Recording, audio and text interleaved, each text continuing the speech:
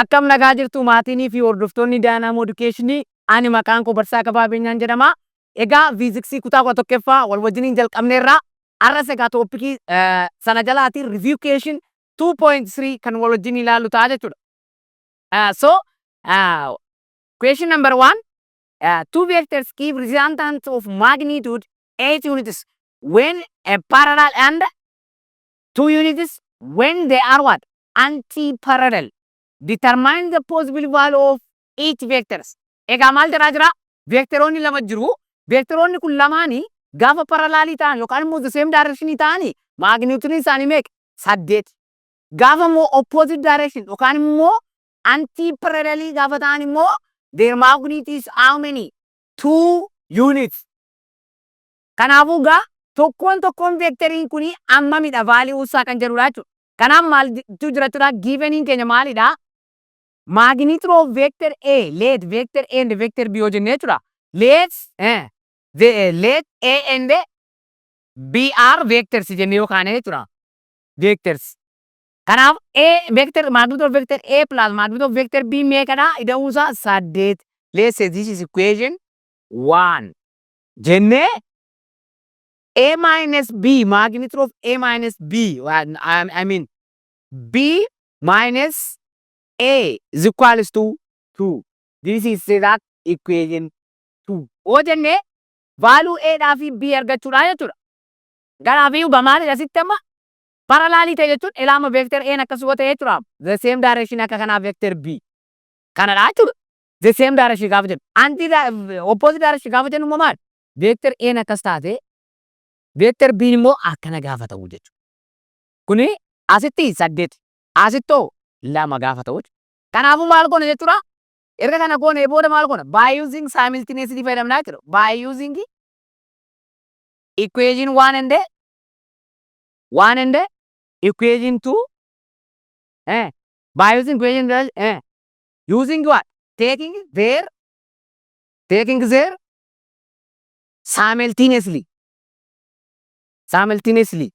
simultaneously hojjennaa jechuudha. Kanaaf maal ta'a? A plus B is equals to 8. B minus A is equals to 2. Kanaaf kana gaafa walitti dhaanu maal ta'a? Kana gaafa walitti dhaanu kuniif kun waliin badaa, kuniif kun immoo meeqa ta'a? 2B ta'a. Kanaaf maal ta'u? 2B is equals to 8 da'uu lamaa meeqa? 10 over 2. This implies that what? B is equals to how many? 5 units.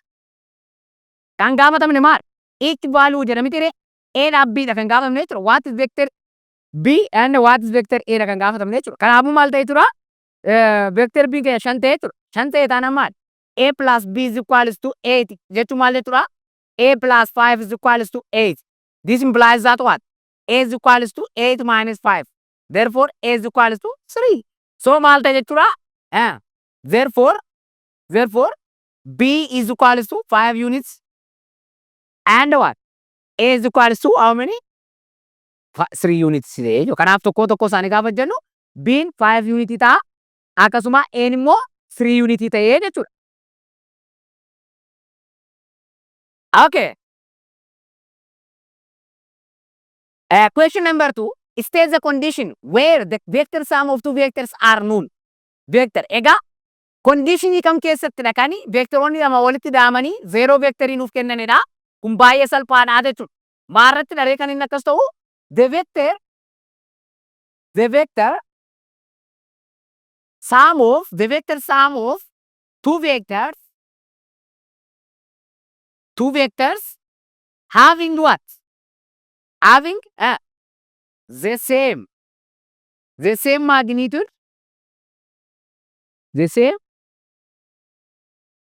magnitude, but what?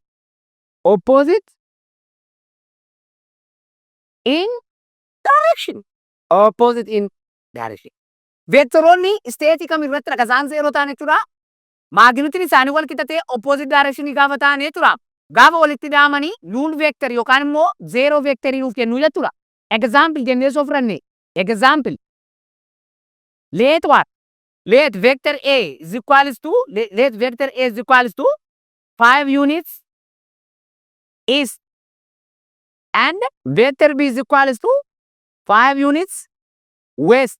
Amma jarri kun magnitude isaanii wal qixa 5 garuu opposite direction dha jechuudha. Gaafa walitti dhaanu maal ta'ama kun? Resultant vector of this is A plus B is equals to 5 units plus east plus what? 5 units what? West goonaa jechuudha. Garuu vectoriin kun garaagara waan ta'eef jechuudha. Vectorii kana wal fakkeessuudhaan maal goona? 5 unit positive kana gara negativitti gaafa jijjiiru. Isheen kun east taati jechuudha. Kanaafiyyuu maal ta'a jechuudha? 0 dhufaa jechuudha. Maaliif ree? Vectoriin tokko kallattii garaagaraa walitti dha'uu hin dandeenye waan ta'eef gara kallattii tokkotti gaa deemu. 5 units east minus gaafa boodu westiin garamitti jijjiirama? Gara east jijjiirama jechuudha. 5 units east goonaa jechuudha. Kanaaf maal ta'ee jechuudha? Resultantiin kanaa jechuudha meeqa ta'e? 0 ta'ee jechuudha. Kanaafuu maal ta'uu isaa agarsiisa jechuudha asitti vectoroonni kun lamaan equal magnitude dha. But what? Opposite direction. Kanaaf conditionii itti vectoroonni lama walitti dhahamanii 0 vector yookaan immoo null vector nuuf fidan yoo maal ta'e jechuudha? The same magnitude but opposite direction gaafa ta'an maal ta'u jechuudha? 0 vector yookaan null vector ta'u jechuudha. Question number 3. Suppose you are in large hole and that you mark a point on the floor and start walking the following distances in the given order. 5, 15 meter forward, 10 meter backward, 10 meter forward, 10 meter backward, 20 meter forward, 10 meter backward, 40 meter forward, 10 meter backward. So, what is the total distance you traveled? B, what is the magnitude and direction of your displacement from the starting point? Asitti ilaal. Fakkeenyaaf gamoo dheeraa tokkorra gaafa deemtu jechuudha. Maal ta'a? Forwardii 50 meetira, backwardii 10, forwardii 10, backwardii 10, 20 forward, backwardii 10, 40 forward, 10 meter backward jedhaa gaafa deemtu jedha. Meeqa distance itti deemtee? Displacement isaa yookaan immoo what is the magnitude yookaan immoo magnitude displacement fi kallattiin isaa ammamidha deenu gaafata jechuudha. Egaa asitti distance gaafa jennu we don't care about its direction forward or backward. We ignore it. Maal goona ree? Ammuma deemame sana walitti dha'uudha. Maaliif distance is what? It is scalar quantity. So maal jechuudha ammasitti jalqaba irratti solution gaafa jennu jechuudha. Let or considering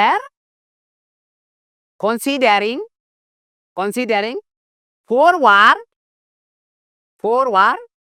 as positive and backward as negative.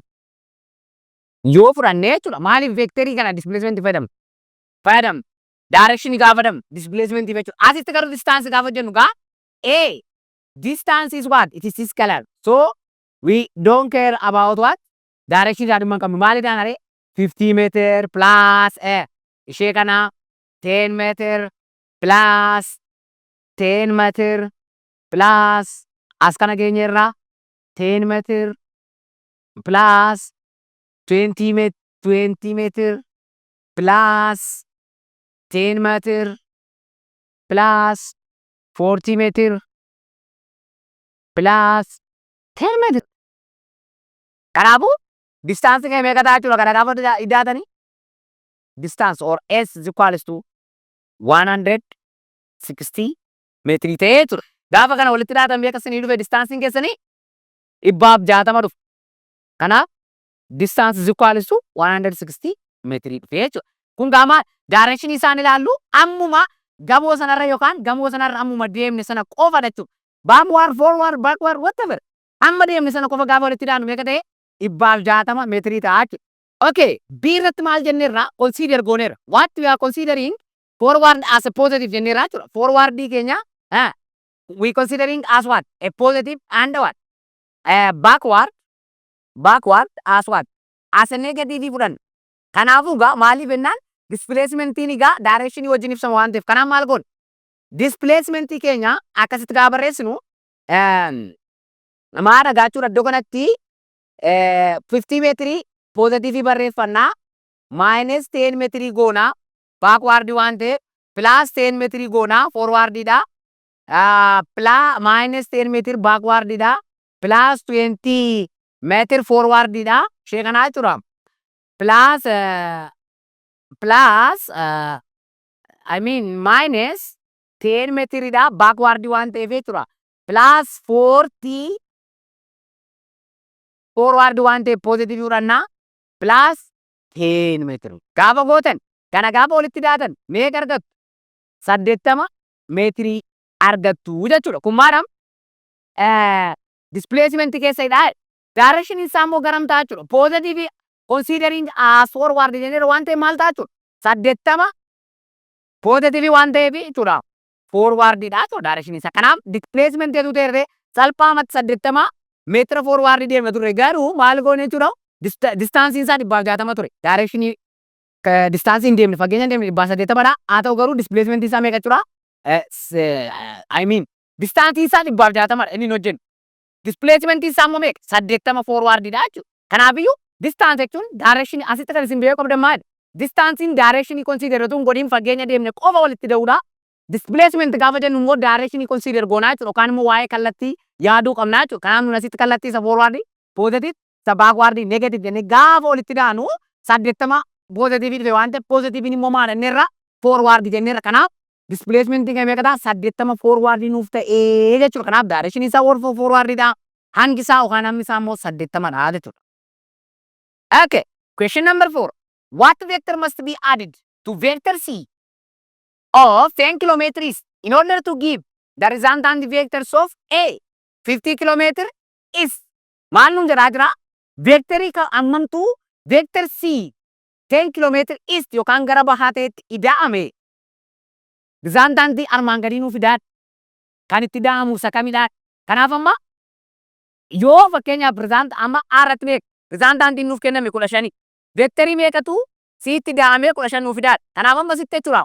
Meeqa vectorii resultant nuuf kenname? Irratti jechuudha. Resultant keenya 15 kilomeetira eastidha yoo ta'e vectorii kamtu sitti ida'amee 15 fideedha. Kanaaf maal goona? Resultant vector is equal to C plus let's say vector A yoo jenne we have what? Resultant vector how many?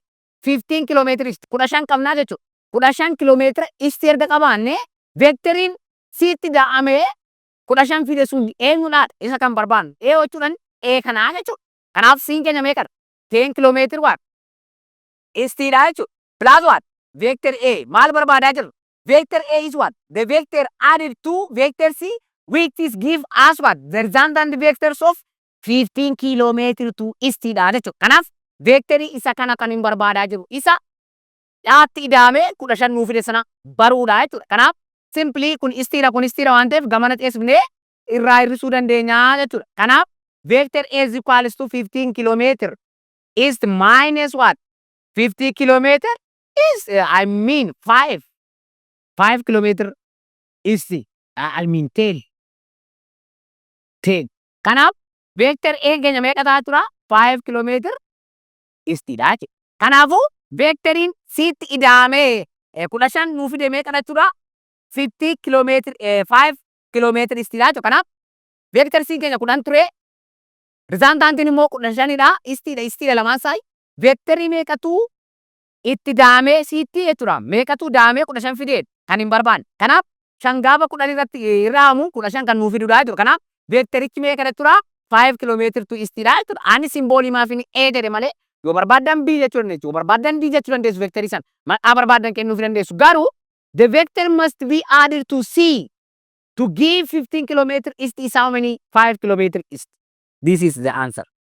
P. P immoo maal jedha? Yoo resultant vectoriin keenya meeqa ta'e jedha? 15 west immoo resultant is how many? 15 kilometer westidha. Siin akkuma jirutti nuuf kennameera meeqa? 10 kilometer eastidha jechuudha. Kan gaafatamni maalidha? Requiring kenna. The vector added to C which gives the resultant of 50 kilometer westidha jechuudha. Let's say that vector is B. O jennee jechuudha. Let vectorii sana let vector B jennee of fudhannee jechuudha. Isa sitti ida'amee 15 fidu sana. So maal jenna? R is equals to C plus B. Kan hin barbaannu B dha jechuudha. Isa sitti ida'amee 15 west fidu sana. Kanaaf R'n keenya meeqa? 15 kilometer west. Siin keenya meeqa? 10 kilometer east. Sure. Maal ta'a reen kun? Plus B goonaa jechuudha. Kan amma walirraa hir'isuu hin dandeenyu waan ta'eef istii kana gara westiitti jijjiiruudhaaf teen poozitiiviin kun teen negatiivii ta'a jechuudha. Kanaaf maal ta'a? 50 kiiloomeetira west minus 10 kiiloomeetirii gaafa goonuu jechuudha. Istiin gara jijjiirama gara westiitti. Plus what? B. Kanaaf B veektarii maal ta'a jechuudha? Kun gamana ce'ee ni deemaa jechuudha. Maaliif negatiivii ta'e isti isa turetu westiitti jijjiirame jechuudha. Kanaaf daarekshinii isaa oppoositii waan ta'eef negatiiviidhaan vaaluu sana ripireezent gochuu dandeenya jechuudha. Kanaaf negatiiviin kun garanatti gaafa maal ta'a? 50 kiiloomeetira west plus what? 10 kiiloomeetira west. Kanaaf meeqa ta'e jechuudha kuni? 25 kiiloomeetira west ta'e jechuudha. Kanaaf the vector added to C 10 kiiloomeetira istiin 15 fiduudhaan meeqa ta'uu qaba jechuudha? 25 kiiloomeetira westiidha jechuudha. Kanaaf veektarii meeqatu sitti da'amuu qaba jechuudha. 15 westii fiduudhaaf sitti da'amuu kan qabu veektarichi meeqa ta'uu qaba jechuudha? 25 kiiloomeetira westii yoo ta'e 10 kiiloomeetira istiitti gaafa daanu meeqa nuu dhufa? 15 kiiloomeetira westii nuuf kennaa jechuudha. Question number 5. A sailor boards a paddle boat and here's the boat's westward directed across the river. The river flows south at 50 centimeters per second, and the woman paddles boat with the speed of 100 centimeters per second. A. Determine the resultant velocity of the boat, both magnitude and direction. B. How far downstream relative to the straight across direction will woman be when she reaches what? Opposite shore. Egaa maal lagaa dubartittiin kun jechuudha nama doonii irra ooftu kan hojjettudha jechuudha. Kanaafiyyuu maal saara kan hin barbaanne jechuudha bishaan akka kanaatti yoo jiraate fakkeenyaaf jechuudha. If this is a river jennee yoo fudhanne river yoo jennee jechuudha bootiin sun akkasitti dhufti jechuudha kan garanatti akkana jechuudha gara X kanatti.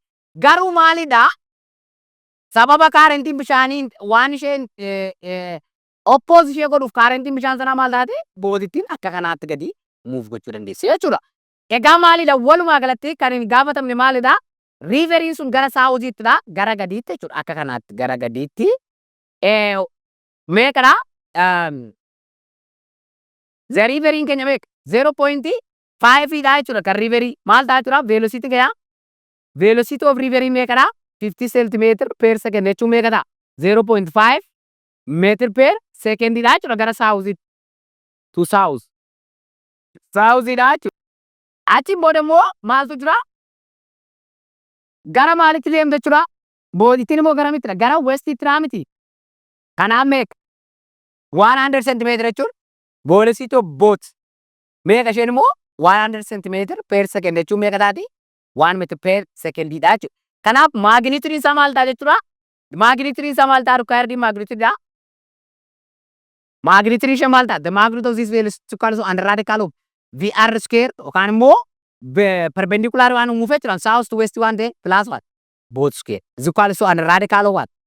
0.5 the whole square plus what? 1 meter per second the whole square. Kun maal ta'a? Under radical of what? 1.25 meter square second square ta'a jechuudha. Kanaafuu magnitude velocity naa meeqa ta'a jechuudha?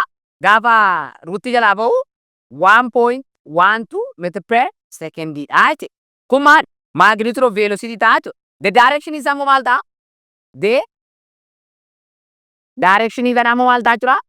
Tan theta angilii uumamtee jirti jechuudha. Tan theta is equal to what? Opposite of direction yookaan immoo south over what? West dha waan ta'eef jechuudha. Velocity of both. Kanaaf maal ta'a? Isheen kun 0.5 meter per second divided by what? 1 meter per second. Kun maal ta'a jechuudha? Theta is equal to tan inverse of what? 0.5 dha jechuudha. Kanaaf direction isaa maal ta'a? Theta is equal to tan inverse 0.5 meeqa ta'a jechuudha? 26.60 relative to across z relative to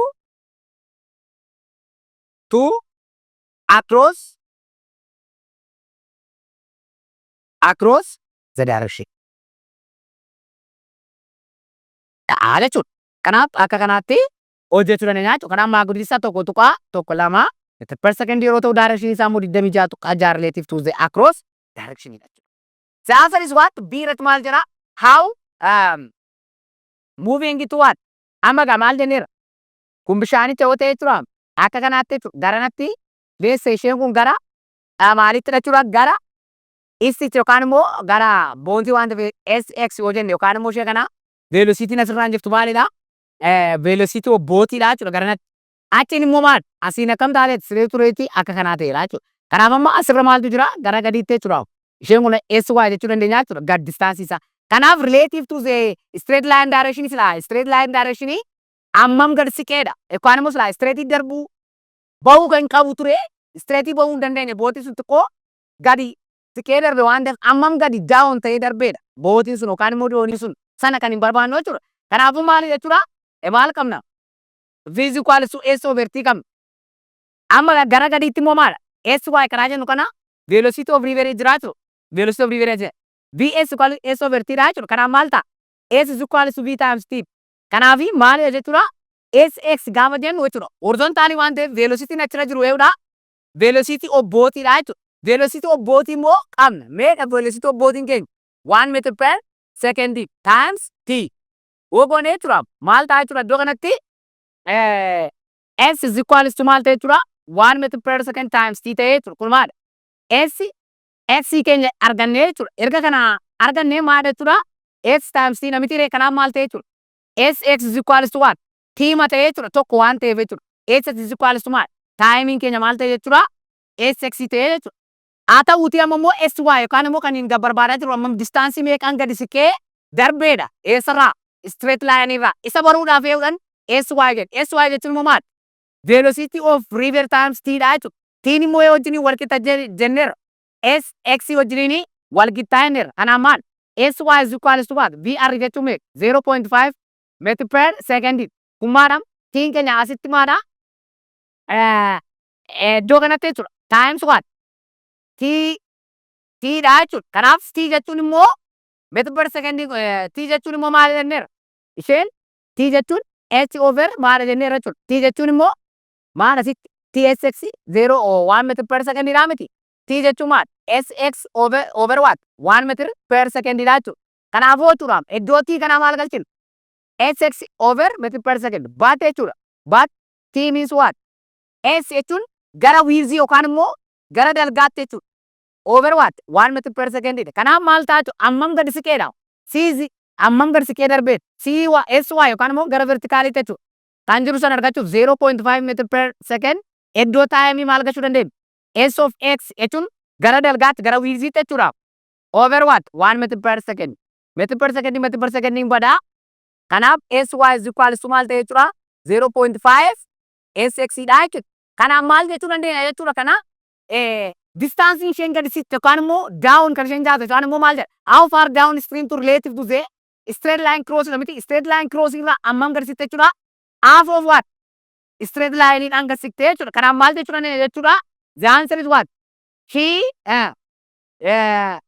land is what? She land is what?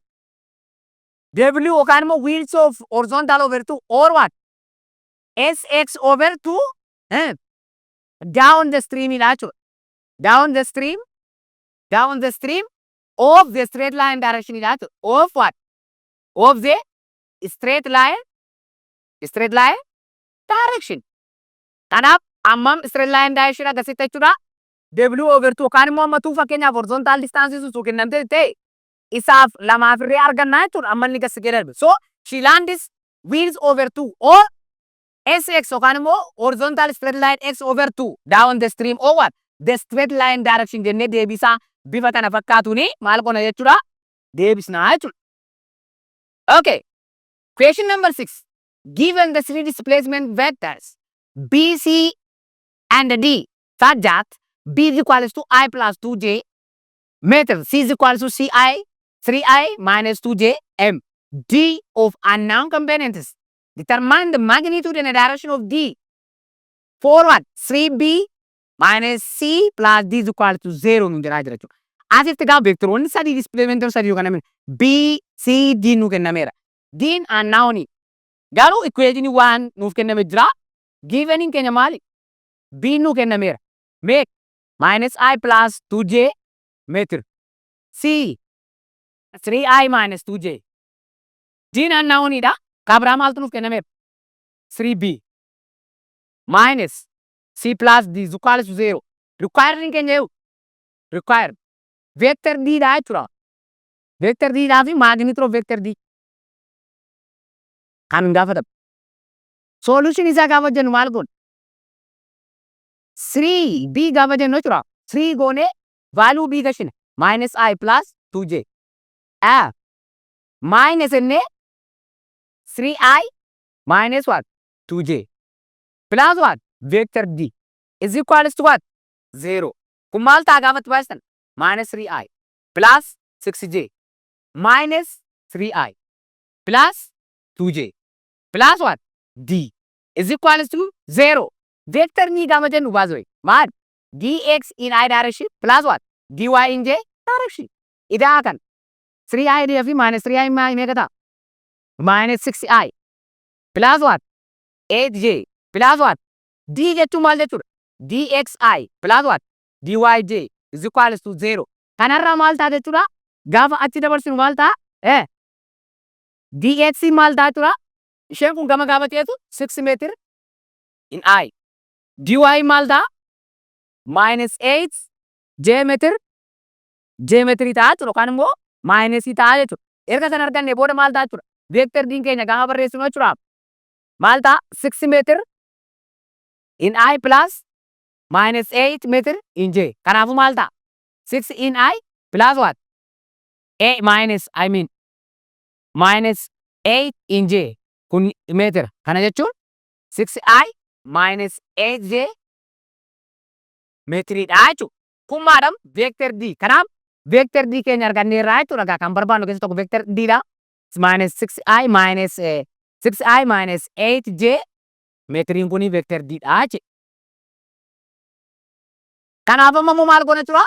Magnitude of vector d barbaanna. Inni immoo maal ta'a? Under radical of dx square plus dy square. Kana jechuun under radical of 6 square plus minus 8 the whole square. This equals to under radical of 100. This equals to 10 meter. 10 meter ta'a jechuudha. Maaliif re'as meetirii jira? Meetir square waan ta'e 100 meter square ta'a 10 meetirii ta'a jechuudha. Kanaaf magnitude isaa meeqa ta'e jechuudha? 10 ta'e. Direction isaa direction isaa gaafa barbaannu maadhama? Vectorichi akkasidha jechuudha. Maal ta'eera? Akka kanaatti ta'ee gara gadiitti immoo akkasii jechuudha. Kun maal? 6. Kun immoo 8 dha jechuudha. Kanaaf akka kanaadha jechuudha. Kun maal? Kun 10 meetiriidha jechuudha. Kanaafuu direction isaa maal ta'a jechuudha? Direction isaa akkamitti hojjenna jechuudha? Tan theta is equals to what? Tan theta is equals to dy over dx. This is equals to maal ta'a jechuudha? Y maali? Negative. X in positive jechuun quadrant 3 dha jechuudha. Quadrant maadha jechuudha? Quadrant 3 dha jechuudha. Kanaafuu quadrant 3 keessatti argamu. I mean quadrant 4. Quadrant 4 dha waan ta'eef angilii keenya consider gochuu qabna jechuudha. Kanaaf counter clockwise jechuun immoo clockwise dha. Alaama asitti akka isheen kun amma positive na sootaatti angiliin keenya asitti argamti jechuudha. So maal ta'a jechuudha? dy keenya meeqadha? Minus 8 magnitude isaa fudhanna. 8 over minus magnitude isaa fudhanna jechuudha. 6. X in keenya immoo maal? 6. Kanaafuu maal ta'a jechuudha? 8 over 6 gaafa ta'u this is equals to theta is equals to tan inverse of what?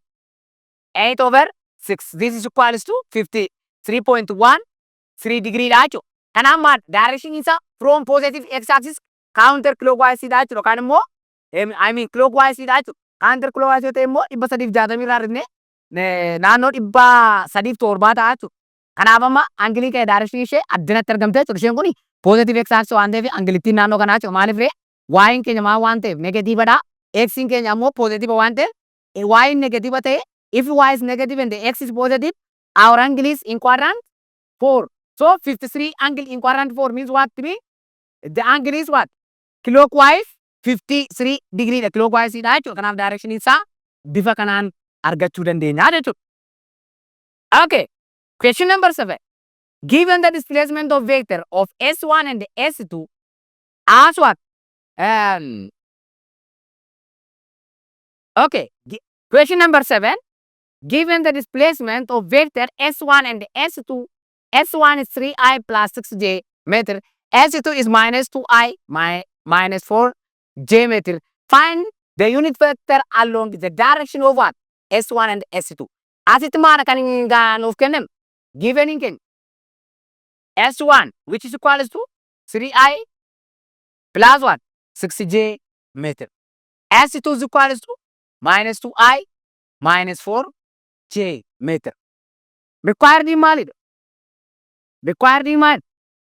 The magnitude of a unit vector of a along what? Unit vector along what? S1 and a unit vector along what?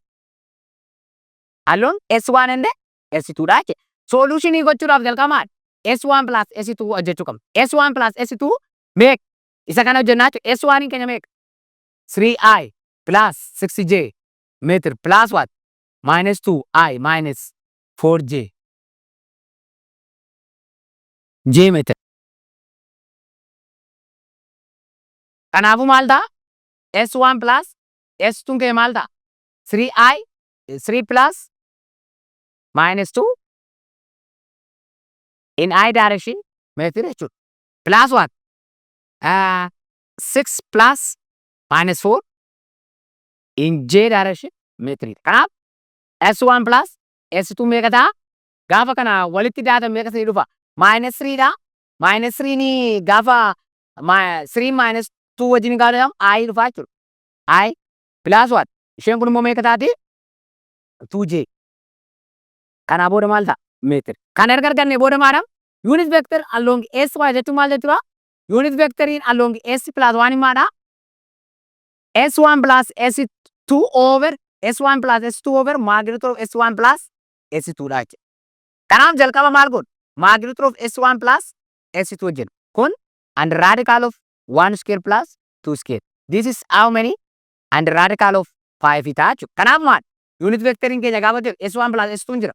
I plus 2J meter over magnitude isaa meeqa? Root 5. Kanaaf unit vector of S1 plus S1 maal ta'a jechuudha? And radical of 1 over and radical of 5 I plus 2J meter ta'a jechuudha. Kun maal jechuudha? Unit vector of what? S1 plus S2. Unit vector of S1 plus S2 keenya meeqa ta'a jechuudha? 1 over and radical of 5 I plus 2J meter ta'a jechuudha. Okay, question number 8. Five displacement vectors A, B, C, D and E are placed on the coordinate axis as shown in figure. Fill table with the correct values of the components of vectors and a vector on the either of the coordinate axis as only one component. Egaa maalidha amma asitti gaa vektoroota shanatu jiru jechuudha. Kanaaf eessa jiru vektoroonni kuni asitti B'n asama quadrant 2 keessa jira. N immoo along X axis dha. C'n immoo quadrant 3 keessa jira. D'n immoo along negative Y axis dha. E'n immoo quadrant 4 keessa jira jechuudha. Egaa isa kana gaafa hojjennu maal goona? Amma vector A irraa gaafa gaanu jechuudha. Vector A kuni solution jennee vector A kun amma componentii lama qaba. Kanaaf vector A kun angiliin isaa maal? Teettaan isaa 0 degree inni fudhannee jechuudha. Maal ta'am? AX gaafa jennu magnitude of vector A times cos of what? Horizontal component isaa jechuudha kun. Horizontal component isaa. AX maal ta'a? A cos of 0 is equals to A ta'a jechuudha. Kanaafuu maal jechuudha? Horizontal component isaa A ta'a jechuudha. Vertical component isaa hojjennu immoo vertical componentiin gaafa jennu immoo vertical component yookaan immoo Y direction YA Y irraan qabu. Kanaaf maal godhu? A is equals to A sin of what? 0.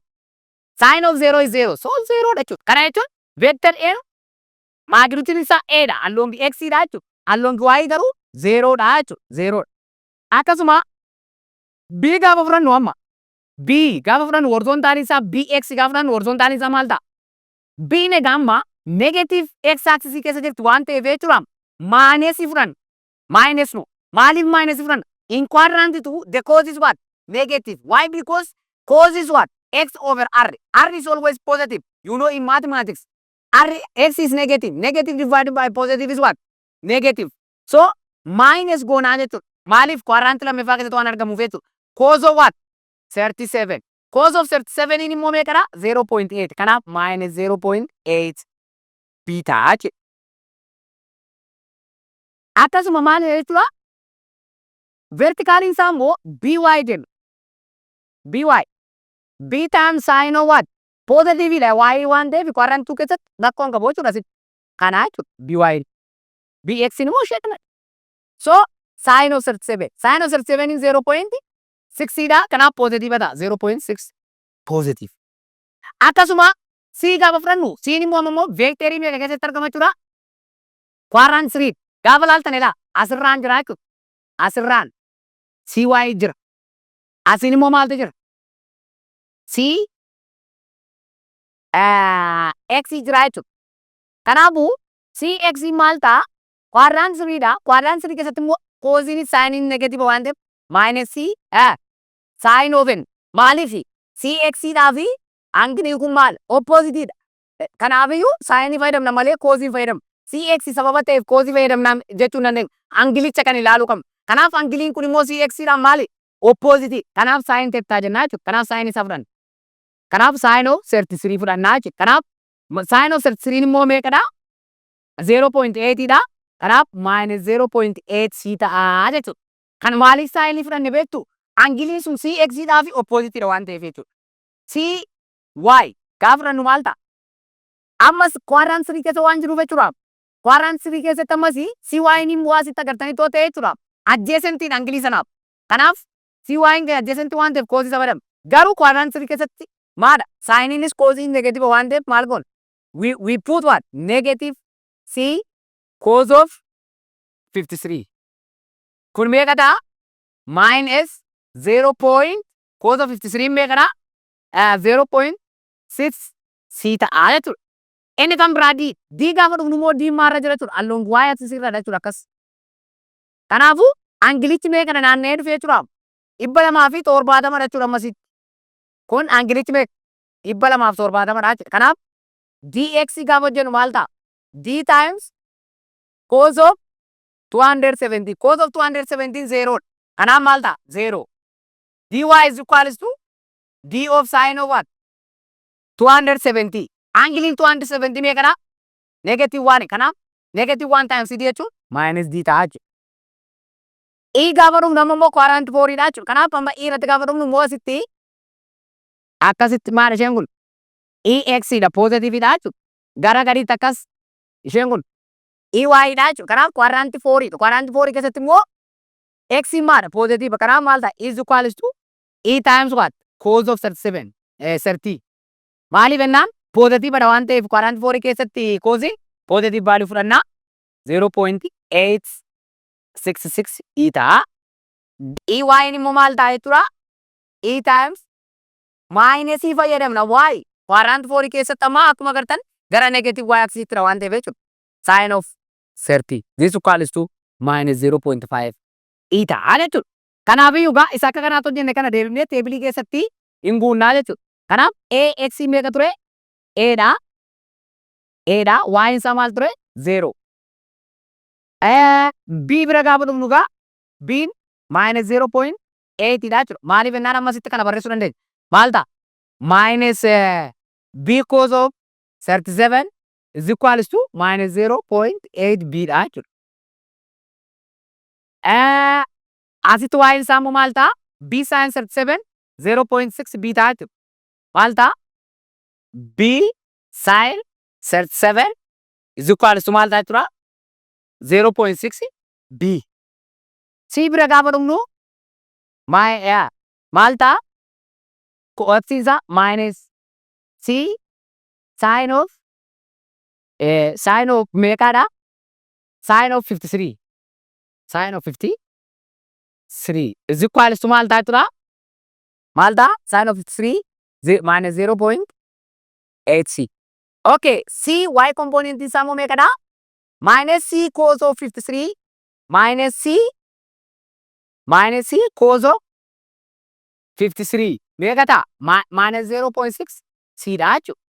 D bira gaafa dhufnu maal? D'n vertical irra jira malee horizontal irra hin jiru. Kanaaf maal ta'a? D maal ta'an jedhee? D cos of 270 gaafa ta'u Angilicha jechuudha naannee dhufe kanaaf meeqa ta'a jechuudha kun 0. Asitti immoo maayinasii ta'a jechuudha yookaan immoo D maayinasii maal fudhannaa sign of 217 maayinasii ta'a D sign of 270 sign of 270 meeqadha minus 1 dha kanaaf minus D.